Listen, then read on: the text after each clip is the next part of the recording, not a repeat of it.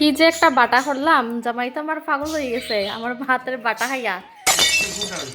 On কও কি তার খাইছো? আমি ওখানে বুঝতে পারি কি তা সিরিয়াস তো বললাম কিছু বুঝলাম না। সত্যিও বুঝছো না একটু কো? তোমার তো সবজি খাওয়াইতাম পারি না, একটা উদ্দেশ্য ভাবলাম তোমার সবজি খাওয়াই। সবজি মনে সবচেয়ে বেশি আমি খাই। अरे झूठ बोल रहा है। এটা লোক বান্ধ হবে বাটা হচ্ছে, ভাজা হবে বেটা। ভাজা না গো বাটা। বাটা, ওটাই ও তো বললাম। বাধা হবে বাটা করছে, কারণ হ্যাঁ সবজি খাইতে খুবই মানে প্রবলেম করে।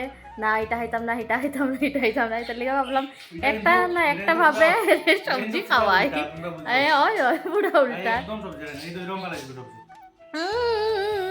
আর সত্যি ওখানে একবার দিছি, মানে প্রথমে তো দিছিলাম, ওখানে আবার পর আমার একটু বাটা দৌ না, ওই আইনা দিলাম, ওখানে আবার বাটা কই তোমরা একটু দেখাই। আর করছিলাম আমরা তো দুইজন মানুষ, একটু করেই করছিলাম, মন দেখি হের খাইয়া অত ভালো লাগছে যে সেকেন্ড টাইম আবার হেরে বানাইয়া খাওয়াইতে লাগবে, এটা কর। আর আমার রান্না করার সাথে লাগ মনে হচ্ছে কালকে। এটা তো অসাধারণ সব হয়েছে। সবজি দিয়ে করছে কারণ বড় সবজি পচে তো চিকেন চপের যে বানাইছিলাম, এটার ভিডিওতে দুইজনে কমেন্ট করছিল যে চিকেন টিক্কা চপ না দিদি ভাই।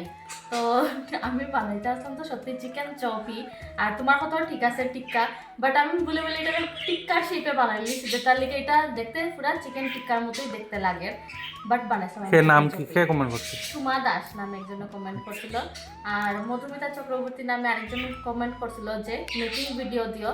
তো অবশ্যই তোমরা যখন করছো মেকিং ভিডিও দিমু, আর মেকিং ভিডিওটা আমি কয়েকদিন পরে দিমু, কারণ কয়েকদিন আমরা খুব একটু ঝামেলা আছে, মানে ঝামেলা মানে নিমন্ত্রণ আছে বেশ কয়েকটা বাড়িতে, মানে বিয়া, তারপরে অন্নপ্রাশন, তার সব মিলিয়ে অনেকটি নিমন্ত্রণ আছে, যার কারণে 2-3 দিন পরে আমি দেওয়ার চেষ্টা করবো তোমরা চিকেন চপের ভিডিওটা। তো ওইটাই। আর তোমরা শুনরাই না আমরা পাখি কি সুন্দর ডাকে। তারাও কথা কইতো তোমরা সাথে।